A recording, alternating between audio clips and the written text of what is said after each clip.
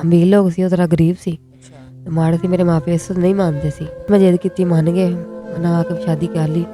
ਬਸ ਮੈਂ ਹਰ ਚੀਜ਼ ਦੀ ਜਿੱਦ ਕਰਦੀ ਸੀ, ਮੈਨੂੰ ਆਹ ਵੀ ਚਾਹੀਦਾ। ਜਿਵੇਂ ਮੈਂ ਆਪਣੇ ਮਾਂ ਪਿਓ ਘਰ ਰਹਿੰਦੀ ਸੀ, ਐਵੇਂ ਹਰ ਚੀਜ਼ ਮੰਗਦੀ ਸੀ। ਮੈਂ ਕਰਾਂ, ਮੈਂ ਹਰ ਚੀਜ਼ ਪੂਰੀ ਕਰਾਂਗਾ ਤੇਰਾ। ਜਿਹੜੇ ਆਪਸ 'ਚ ਲੜੇ ਪੈ ਗਏ, ਮਾਂ ਪੁੱਤ ਲੜਦੇ ਸੀ। ਫਿਰ ਮੈਂ ਉਹਨਾਂ ਨੂੰ ਕਿਹਾ, ਮੈਨੂੰ ਲਹਿਦਾ ਰੱਖੋਗੇ, ਫਿਰ ਮੈਂ ਜਾਂਦੀ ਹਾਂ। ਆਪਣੀ ਮੰਮੀ ਨਾਲ ਗੱਲ ਕੀਤੀ ਸੀ, ਤੇ ਉਹ ਕਹਿੰਦੇ ਨਹੀਂ ਨਹੀਂ ਰਹਿਣਾ, ਤੈਨੂੰ ਛੱਡ ਦੇ।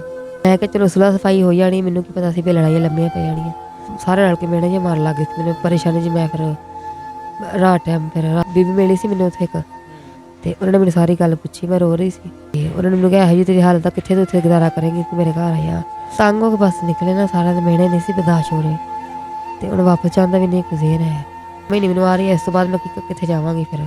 ਪਰ ਇਹ ਵੀ ਮੈਨੂੰ ਡਰ ਲੱਗਾ ਰਹਿੰਦਾ ਹਰ ਟਾਈਮ, ਕਿਹੜੇ ਟਾਈਮ ਮੈਨੂੰ ਕਹਿ ਦੇਣਾ ਵੀ ਜਾਂ ਮੇਰੇ ਘਰੋਂ ਕਿੰਨਾ ਕੁ ਦੇਰ ਤੇਰਾ ਖਿਆਲ ਕਰ ਸਕਦੀ ਹਾਂ ਮੈਂ, ਕੋਈ ਕਿੰਨੀ ਦੇਰ ਕਿਸੇ ਦਾ ਖਿਆਲ ਰੱਖੇਗਾ। ਤੇ ਇਹੀ ਗੱਲ ਮੈਂ ਸੋਚਦੀ ਪਈ, ਮੈਂ ਕੀ ਕਰਾਂਗੀ ਉਸ ਤੋਂ ਬਾਅਦ ਫਿਰ। कितने जाओगे?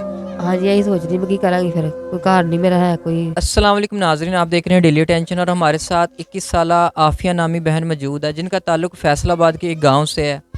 इनकी शादी लव मैरिज होती है, लेकिन होती इनके अपनों में होती है, और वहाँ पे अपनों के साथ ही कैसे इनका बिगाड़ पैदा होता है और डिवोर्स कैसे होती है और घर से ये क्यों भागी हैं, ये सारी वजूहत जानने की इनसे कोशिश करते हैं, उनसे बात करते हैं। अस्सलाम वालेकुम। वालेकुम सलाम।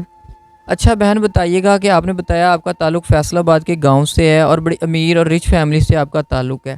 जो आपकी शादी हुई है आपके फूफो के बेटे के साथ, ये अरेंज थी या लव मैरिज थी, और बाद में डिवोर्स की क्या वजह बनी? जी लव थी शादी, लव मैरिज थी। तो बस ਅਸੀਂ ਜ਼ਰਾ ਅਮੀਰ ਲੋਕ ਸੀ, ਉਹ ਤਰ੍ਹਾਂ ਗਰੀਬ ਸੀ। ਮਾੜੇ ਸੀ, ਮੇਰੇ ਮਾਪੇ ਇਸ ਨਹੀਂ ਮੰਨਦੇ ਸੀ। ਤੇ ਮੈਂ ਫਿਰ ਵੀ ਜਿੱਦ ਕੀਤੀ, मैं मैं ਇੱਥੇ ਕਰਨੀ शादी। तो मतलब आपके घर वाले एग्री नहीं थे? नहीं। तो बस मैं जिद की, मान गए, मना के शादी कर ली। तो बस 2-3 महीने गुजरे थे पिछे, तो फिर लड़ाई झगड़ा पै गया। फिर लड़ाई झगड़े क्यों पै गए? लड़ाई झगड़े की नवीं नवीं शादी दे विच ते बड़े दोवें जी खुश रहंदे ने, ते लड़ाई झगड़े की किहड़ी वजह बनी? बस मैं हर चीज़ की जिद करती सी, मैनूं आ भी चाहिए। जिवें मैं अपने माँ प्यो घर रहिंदी सी, एवें हर चीज़ मंगदी सी। तो वो नहीं सी इन्ने जोगे है, कहंदे नहीं साडे कोल ना, हर चीज़ तेरी पूरी नहीं कर सकदे, असीं माड़े आ। नहीं तो ਜਦੋਂ ਤੁਸੀਂ शादी कीती तो ਤੁਹਾਨੂੰ ਉਦੋਂ नहीं सी पता कि माड़े ने? हाँ जी, उन्होंने मैनूं बड़ियां ਕਿਹਾ ਸੀ ਵੀ ਹਰ ਚੀਜ਼ ਤੇਰੀ ਪੂਰੀ ਕਰਾਂਗਾ ਮੈਂ, ਹਰ ਚੀਜ਼ ਤੂੰ ਟੈਨਸ਼ਨ ਨਾ ਕਿਸੇ ਗੱਲ ਦੀ ਲੈ, ਤੇ ਜਿਵੇਂ ਮੈਂ ਕਰਾਂ ਮੈਂ ਹਰ ਚੀਜ਼ ਪੂਰੀ ਕਰਾਂਗਾ ਤੇਰਾ। ਮੈਂ मतलब ਉਹਨੇ ख्वाब ਵਿਖਾਏ ਤੁਹਾਨੂੰ ਵੱਡੇ ਵੱਡੇ? ਹਾਂਜੀ। ਤੇ ਬਸ ਮੈਂ ਇਤਬਾਰ ਕਰ ਲੈਣਾ ਤੇ ਉਹਨੇ ਕਿਹਾ ਠੀਕ ਹੈ। ਮੈਂ ਸ਼ਾਦੀ ਕਰ ਲਈ, ਜਿੱਦ ਕੀਤੀ, ਤੇ ਪਰ ਉਸ ਤੋਂ ਬਾਅਦ ਨਹੀਂ ਫਿਰ ਕੁਛ ਵੀ ਕਰ ਸਕੇ। ਫਿਰ ਉਹ ਤੁਹਾਡੀ ਸੱਸ ਦਾ ਰਵੱਈਆ ਤੁਹਾਡੇ ਨਾਲ ਕੈਸਾ? ਬਸ ਪਹਿਲੇ ਠੀਕ ਸੀ, ਜਦੋਂ ਮੈਂ ਜਿੱਦ ਕੀਤੀ ਫਿਰ ਉਹ ਹੋ ਗਏ। ਫਿਰ ਲੜਾਈ ਝਗੜੇ ਆਪਸ 'ਚ ਲੜੇ ਪੈ ਗਏ, ਮਾਂ ਪੁੱਤ ਲੜਦੇ ਸੀ। ਫਿਰ ਤੇ ਬਸ ਉਹ ਕਹਿੰਦੇ ਵੀ ਜਿੱਦਾਂ ਕਰਦੀ ਆ। ਮੈਂ ਜਿਵੇਂ ਉੱਧਰ ਰਹਿੰਦੀ ਹਾਂ, ਕੱਪੜਾ ਲੀੜੇ ਦੀ ਹਰ ਚੀਜ਼ ਖਾਣ ਪੀਣ ਮੰਗਦੀ ਸੀ। ਤੁਸੀਂ ਅੱਛਾ ਖਾਣ ਪੀਣ, ਅੱਛਾ ਕੱਪੜਾ ਮੰਗਦੇ ਸੀ ਤੇ ਉਹ ਨਹੀਂ ਸੀ ਤੁਹਾਨੂੰ ਦੇ ਪਾ ਰਹੇ? ਨਹੀਂ। ਤੇ ਬਸ ਇਹੋ ਜਿਹੀ ਗੱਲਾਂ ਤੋਂ ਲੜਾਈਆਂ ਪੈ ਗਈਆਂ ਫਿਰ ਆਪਸ 'ਚ। ਤੇ ਬਸ 2-3 ਮਹੀਨੇ ਰਹੀ, ਫਿਰ ਮੈਂ ਉਸ ਤੋਂ ਬਾਅਦ ਲੜ ਕੇ ਆਪਣੇ ਮਾਂ ਪਿਓ ਘਰ ਚਲੀ ਗਈ। ਫਿਰ ਉੱਥੇ ਬੈਠੀ ਰਹੀ, ਫਿਰ ਗਏ ਨੇ ਮਗਰ ਮੇਰੇ ਮੀਆਂ ਮੈਨੂੰ ਮਨਾਉਣ ਵਾਸਤੇ। ਤੇ ਮੈਂ ਉਹਨਾਂ ਨੂੰ ਕਿਹਾ, ਮੈਨੂੰ ਲਹਿਦਾ ਰੱਖੋਗੇ ਤੇ ਫਿਰ ਮੈਂ ਜਾਂਦੀ ਹਾਂ। ਤੇ ਉਹਨਾਂ ਨੇ ਕਿਹਾ ਵੀ ਨਹੀਂ, ਮੇਰੇ ਮਾਂ ਪਿਓ ਨਾਲ ਤੈਨੂੰ ਰਹਿਣਾ ਪਏਗਾ, ਜੋ ਹੈ ਚ ਗੁਜ਼ਾਰਾ ਕਰਨਾ ਪੈਣਾ। ਮਤਲਬ ਤੁਸੀਂ ਡਿਮਾਂਡ ਰੱਖਦੇ ਤੇ ਮੈਨੂੰ ਲਹਿਦਾ ਘਰ ਲੈ ਕੇ ਦੇ, ਲਹਿਦਾ ਰੱਖ? ਹਾਂਜੀ। ਤੇ ਉਹਨਾਂ ਨੇ ਕਿਹਾ ਨਹੀਂ, ਜਿਵੇਂ ਅਸੀਂ ਰਹਿੰਦੇ ਪਏ ਉਹਨਾਂ ਵਿੱਚ ਗੁਜ਼ਾਰਾ ਕਰ, ਤੂੰ ਕਰ ਲਈ ਸ਼ਾਦੀ। ਤੇ ਮੈਂ ਕਿਹਾ ਨਹੀਂ, ਮੈਂ ਲਹਿਦਾ ਰਹਿਣਾ, ਹੁਣ ਮੇਰਾ ਨਹੀਂ ਗੁਜ਼ਾਰਾ ਹੋ ਰਿਹਾ ਹੋਵੇ, ਮੇਰੀ ਹਰ ਚੀਜ਼ ਪੂਰੀ ਕਰੋ ਜਿਵੇਂ ਤੁਸੀਂ ਮੈਨੂੰ ਕਿਹਾ ਸੀ। ਤੇ ਬਸ ਉਹ ਨਹੀਂ, ਉਹਨਾਂ ਨੇ ਆਪਣੀ ਮੰਮੀ ਨਾਲ ਗੱਲ ਕੀਤੀ ਸੀ, ਤੇ ਉਹ ਕਹਿੰਦੇ ਨਹੀਂ ਨਹੀਂ ਰਹਿਣਾ, ਤੈਨੂੰ ਛੱਡ ਦੇ, ਜਾਣ ਦੇ, ਰਵੇ ਆਪਣੇ ਮਾਂ ਪਿਓ ਘਰ। तो जी बहन, जब आप अपने माँ बाप के घर आ गई तो उसके बाद आपको प्रेगनेंसी का आपने कब अपने माँ बाप को बताया, और दूसरा आपके अपने घर से भागने की वजह क्या बनी? ਹਾਂਜੀ, ਮੇਰੀ ਮਾਂ ਨੂੰ ਪਤਾ ਲੱਗ ਗਿਆ ਸੀ ਫਿਰ, ਤੇ ਉਹਨਾਂ ਨੇ ਫਿਰ ਮੇਰੇ ਲੜਾਈ ਝਗੜੇ ਪਾਏ। ਫਿਰ ਦੱਸਿਆ, ਸਾਰਿਆਂ ਨੇ ਮੈਨੂੰ ਗੱਲਾਂ ਕੀਤੀਆਂ। ਫਿਰ ਉਹਨਾਂ ਨੇ ਦੱਸਿਆ ਕਿਉਂ ਨਹੀਂ। ਤੇ ਮੈਂ ਕਿਹਾ ਚਲੋ ਸੁਲ੍ਹਾ ਸਫਾਈ ਹੋ ਜਾਣੀ, ਮੈਨੂੰ ਕੀ ਪਤਾ ਸੀ ਵੀ ਲੜਾਈਆਂ ਲੰਮੀਆਂ ਪੈ ਜਾਣੀਆਂ। ਤੇ ਬਸ ਨਹੀਂ, ਸੁਲ੍ਹਾ ਤਾਂ ਨਹੀਂ ਹੋਈ। ਫਿਰ ਮੇਰੇ ਮਾਂ ਹੁਣ ਸਾਰੇ ਭਰਾਵਾਂ, ਮੇਰੇ ਭਰਜਾਈਆਂ ਫਿਰ ਮਿਹਣੇ ਮਾਰਨ ਲੱਗ ਗਈਆਂ। मतलब ਉੱਥੋਂ डिवोर्स हो गई? ਹਾਂਜੀ, ਏਡੀ ਵੱਡੀ ਗੱਲ ਕੋਲ ਰੱਖੀ ਤੂੰ।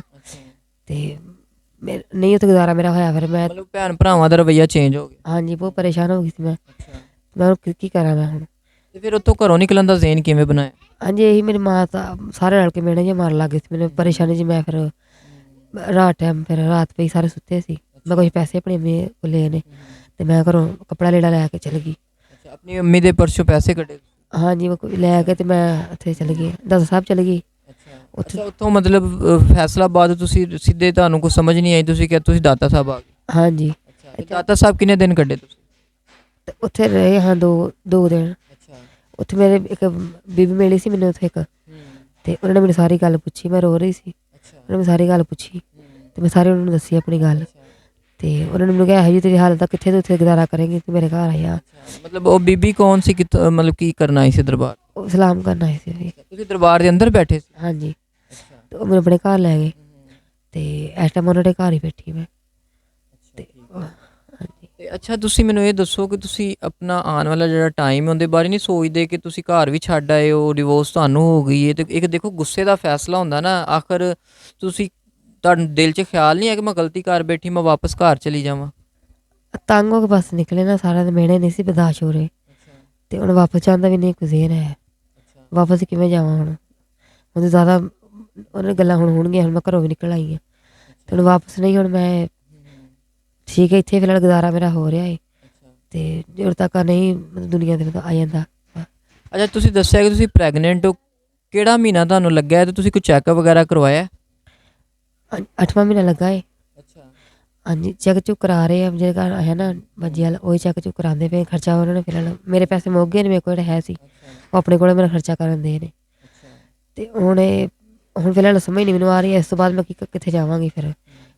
ਅੱਛਾ, ਮੈਨੂੰ ਇਹ ਦੱਸੋ ਕਿ ਬਾਜੀ ਕੋਲ ਤੁਸੀਂ ਦੱਸਿਆ ਕਿ ਤੁਹਾਨੂੰ ਕੁਝ 14-15 ਦਿਨ ਹੋ ਗਏ ਇੱਥੇ ਰਹਿੰਦੇ, ਤੁਹਾਨੂੰ ਖਾਣਾ ਵਗੈਰਾ ਦੇ ਰਹੇ, ਤੁਹਾਡਾ ਚੈੱਕਅਪ ਵੀ ਉਹਨਾਂ ਨੇ ਕਰਵਾ ਦਿੱਤਾ। ਦੇਖੋ, ਇਹ ਖੁਦਾ ਤਰਸੀ ਉਹਨਾਂ ਦੀ, ਲੇਕਿਨ ਤੁਹਾਡੇ ਦਿਲ 'ਚ ਇਹ ਨਹੀਂ ਖਿਆਲ ਆਉਂਦਾ ਕਿ ਆਖਰ ਬਾਜੀ ਵੀ ਕੋਈ 15 ਦਿਨ ਰੱਖ ਲਏਗੀ, ਬਹੁਤੀ ਗੱਲ ਤੁਹਾਡਾ ਡਿਲੀਵਰੀ ਦਾ ਟਾਈਮ ਕਢਵਾ ਦੇਗੀ, ਡਿਲੀਵਰੀ ਤੱਕ ਤੁਹਾਨੂੰ ਰੱਖ ਲੈਣਗੇ, ਤੇ ਉਹਦੇ ਤੋਂ ਬਾਅਦ ਫਿਰ ਤੁਹਾਡਾ ਕੀ ਬਣੇਗਾ, ਕਿੱਥੇ ਜਾਓਗੇ? ਇੱਕ ਟਾਈਮ ਆਣਾ ਬਾਜੀ ਨੇ ਵੀ ਕਹਿਣਾ ਆਪਣਾ ਬੰਦੋਬਸਤ ਕਰ, ਤੇ ਤੁਹਾਡੇ ਦਿਲ 'ਚ ਇਹ ਖਿਆਲ ਨਹੀਂ ਆਉਂਦਾ ਕਿ ਮੈਂ ਕਿੱਥੇ ਜਾਵਾਂਗੀ? ਕੋਈ ਸੋਚਿਆ ਇਸ ਬਾਰੇ? ਫਿਲਹਾਲ ਖਿਆਲ ਮੇਰਾ ਕਰ ਰਹੀ ਬਾਜੀ, ਤੇ ਪਰ ਇਹ ਵੀ ਮੈਨੂੰ ਡਰ ਲੱਗਾ ਰਹਿੰਦਾ ਹਰ ਟਾਈਮ, ਕਿਹੜੇ ਟਾਈਮ ਮੈਨੂੰ ਕਹਿ ਦੇਣ ਬਈ ਜਾਂ ਮੇਰੇ ਘਰੋਂ, ਮੈਂ ਕਿੰਨਾ ਕੁ ਦੇਰ ਤੇਰਾ ਖਿਆਲ ਕਰ ਸਕਦੀ ਹਾਂ, ਮੈਂ ਕੋਈ ਕਿੰਨੀ ਦੇਰ ਕਿਸੇ ਦਾ ਖਿਆਲ ਰੱਖੇਗਾ? ਤੇ ਇਹੀ ਗੱਲ ਮੈਂ ਸੋਚਦੀ ਪਈ, ਮੈਂ ਕੀ ਕਰਾਂਗੀ ਉਸ ਤੋਂ ਬਾਅਦ ਫਿਰ। ਕਿੱਥੇ ਜਾਓਗੇ? ਹਾਂਜੀ, ਇਹੀ ਸੋਚਦੀ ਮੈਂ ਕੀ ਕਰਾਂਗੀ ਫਿਰ, ਕੋਈ ਘਰ ਨਹੀਂ ਮੇਰਾ ਹੈ ਕੋਈ, ਤੇ ਇਹ ਕਿੱਥੇ ਬਾਹਰ ਗੁਜ਼ਾਰਾ ਕਰਾਂਗੇ ਰੋਡ ਦੇ ਉੱਤੇ ਬਾਹਰ। ਤੁਸੀਂ ਮੈਨੂੰ ਇਹ ਦੱਸੋ ਕਿ ਸਾਡੇ ਪਾਕਿਸਤਾਨੀ ਭਰਾ ਵਰਸਿਸ ਪਾਕਿਸਤਾਨ ਜੇ ਬਾਹਰ ਦੇ ਮੁਲਕਾਂ 'ਚ ਜੌਬ ਕਰਦੇ ਨੇ, ਜ਼ਿਆਦਾਤਰ ਵੀਡੀਓ ਸਾਡੀ ਉੱਥੇ ਦੇਖੀ ਜਾਂਦੀ ਹੈ, ਤੇ ਅਗਰ ਤੁਹਾਡੇ ਕੋਈ ਡਿਲੀਵਰੀ ਦਾ ਖਰਚਾ ਚੁੱਕਦਾ ਹੈ, ਤੁਹਾਨੂੰ ਕੋਈ ਰਹਿਣ ਵਾਸਤੇ ਬੰਦੋਬਸਤ ਕਰ ਦਿੰਦਾ ਹੈ, ਤੇ ਉਹ ਤੁਹਾਡੇ ਨਾਲ ਡਿਮਾਂਡ ਕਰਦਾ ਹੈ ਜੀ ਮੈਂ ਤੁਹਾਡੇ ਨਾਲ ਸ਼ਾਦੀ ਕਰਨਾ ਚਾਹੁੰਦਾ। ਜ਼ਾਹਰੀ ਗੱਲ 21 ਸਾਲ ਤੁਹਾਡੀ ਉਮਰ, ਇੱਕ ਉਮਰ ਜ਼ਿਆਦਾ ਨਹੀਂ ਹੈ ਨਾ, ਲੰਬੀ ਜ਼ਿੰਦਗੀ ਤੁਹਾਡੀ ਪਈ ਹੈ, ਅਕੇਲੀ ਔਰਤ ਦਾ ਅੱਜ ਕੱਲ੍ਹ ਦੇ ਮਾਸ਼ਰੇ ਦੇ ਵਿੱਚ ਰਹਿਣਾ ਬੜਾ ਮੁਸ਼ਕਿਲ ਹੈ, ਤੇ ਇਸ ਬਾਰੇ ਤੁਹਾਡੀ ਕੀ ਸੋਚ ਹੈ? ਹਾਂਜੀ, ਮੇਰਾ ਖਰਚਾ ਜਿਹੜਾ ਚੁੱਕੇਗਾ ਸਾਰਾ, ਮੈਂ ਉਹਦਾ ਸ਼ਾਦੀ ਕਰਨ ਲਈ ਵੀ ਤਿਆਰ ਹਾਂ। ਘਰ ਰਹਿਣ ਲਈ ਘਰ, ਕੀ ਖਰਚਾ ਚੁੱਕੇ ਤੁਹਾਡਾ? ਆਹ ਟਾਈਮ ਮੇਰਾ ਬਸ ਲੰਘ ਜੇ ਡਿਲੀਵਰੀ ਦਾ, ਕੋਈ ਰਹਿਣ ਲਈ ਥਾਂ ਕੋਈ ਮਿਲ ਜੇ ਮੈਨੂੰ, ਤੇ ਮੈਂ ਪਾਰਲਰ ਤੇ ਜਾ ਸਿੱਖੀ, ਮੈਨੂੰ ਪਾਰਲਰ ਦਾ ਕੰਮ ਆਉਂਦਾ ਸਾਰਾ, ਸਿਲਾਈ ਆਉਂਦੀ। ਅੱਛਾ, ਪਾਰਲਰ ਸਿਲਾਈ ਵੀ ਆਉਂਦੀ? ਹਾਂਜੀ, ਆਉਂਦਾ ਕੰਮ ਇਹ ਵੀ। ਇਹ ਕਿੱਥੇ ਸਿੱਖਿਆ ਤੁਸੀਂ? ਇਹ ਆਪਣੇ ਮਾਂ ਪਿਓ ਘਰ ਹੀ ਰਹਿ ਕੇ ਉੱਥੇ ਸਿੱਖਿਆ ਸੀ।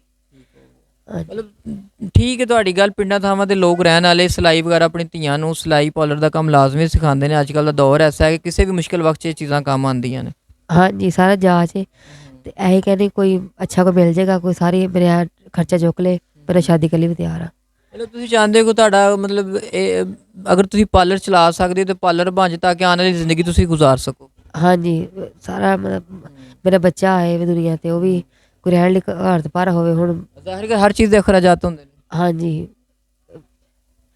ठीक हो गया। तो जी नाजरीन, आपने 21 साल आफिया की सारी कहानी सुन ली है। इनकी अरेंज मैरिज भी थी और लव मैरिज भी थी, लेकिन उसका अंजाम भी आपने सारा कुछ इनकी ज़ुबानी सुन लिया है कि इनके साथ क्या कुछ हुआ है। कि ये अमीर ख़ानदान से ताल्लुक़ रखती थी और अगले के घर में इनकी ख्वाहिशात पूरी नहीं थी हो रही, तो जिसकी वजह से इनका घर बिगड़ा है, और बाद में अपने घर के भाइयों भाभियों के ताने सुन के तंग आ चुकी थी, और उस तंग आने की वजह से घर से भाग गई हैं, और आज ये लाहौर में किसी के घर आर्जी तौर पे रह रही हैं। तो नाज़रीन, आप समझ सकते हैं कि आर्जी तौर पे कब तक रह सकती हैं ये।